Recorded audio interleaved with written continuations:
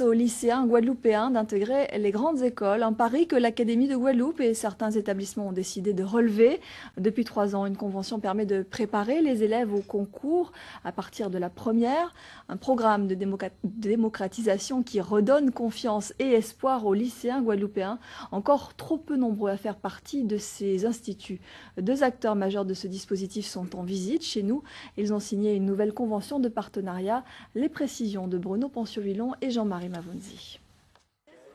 Parmi les élèves de terminale maths, spécialité SVT, sciences et vie de la Terre du lycée Bainbridge, il y a Isadora, admise en 2010 au PEI, au programme d'études intégrées, permettant l'accès au concours commun des IEP, les instituts d'études politiques situés en métropole.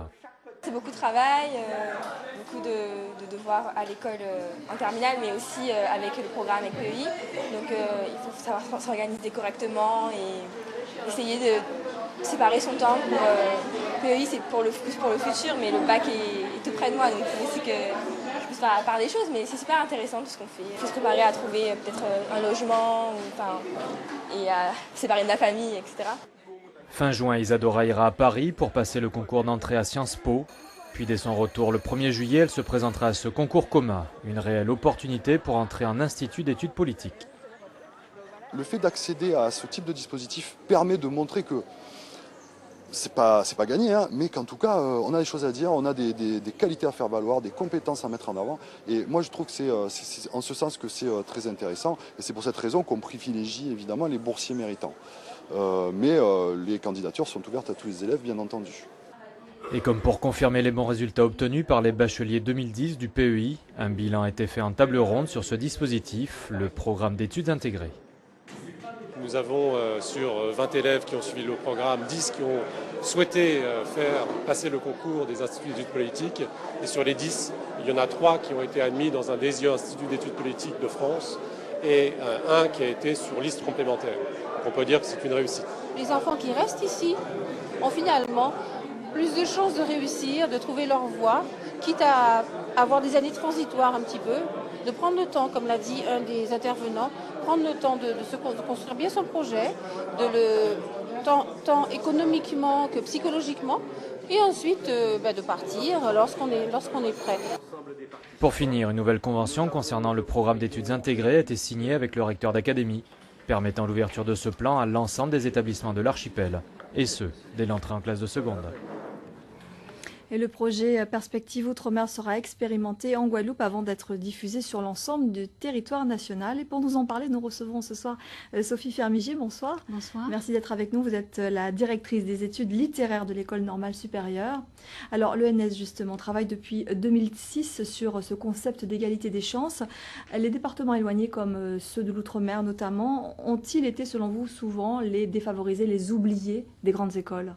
Oui, c'est vrai que l'éloignement géographique est quelque chose qu'on ne peut que regretter et il est nécessaire d'agir, je pense, dans la direction justement pour lutter contre cet éloignement. Surtout que là, on est à des milliers de kilomètres, donc c'est encore plus important, je crois. Alors vous me confiez que seulement 6 élèves ultramarins sur 800 font leurs études donc à l'ENS, c'est peu. Oui. Comment rectifier le tir aujourd'hui ?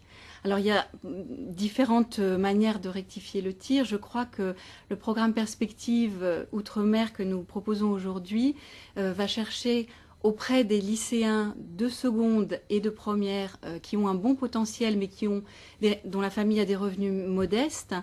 Ce programme va chercher à élever leur ambition, à les encourager à suivre des études longues, à oser finalement ces filières sélectives, les classes préparatoires aux grandes écoles et qui sait intégrer une école normale supérieure ou un institut d'études politiques. Alors effectivement, l'objectif n'est pas forcément de les faire entrer, mais plus d'éviter l'autocensure. Ça existe réellement, cette autocensure? Je crois qu'elle existe et qu'un programme tel que celui qu'on va mettre en place à partir de la rentrée de septembre peut redonner confiance avec l'aide de tous les acteurs locaux, bien sûr, les proviseurs, les professeurs référents qui vont travailler avec nous et peut-être les étudiants aussi. Bien sûr, la région sera un acteur également important et le recteur nous a donné son accord pour le projet. Alors j'allais y venir, ce programme donc Perspective Outre-mer, dont vous avez donc l'accord de principe du recteur. Comment va-t-il s'articuler très concrètement? Alors nous allons intervenir auprès des élèves de seconde et de première. Et cette intervention va se situer notamment à distance. Il va y avoir 3 visioconférences avec un chercheur sur un thème donné en sciences humaines. L'an prochain, ce sera aussi en sciences de la nature. Et ces conférences seront préparées en amont avec l'équipe pédagogique, avec l'enseignant référent. Et il y aura une plateforme Internet qui servira de lien entre les lycéens, les chercheurs, les professeurs référents et l'ENS et l'IEP de Lille, bien sûr. Merci beaucoup en tout cas d'être venu nous en parler ce soir sur ce plateau. Merci à vous. Harcèlement, violence physique ou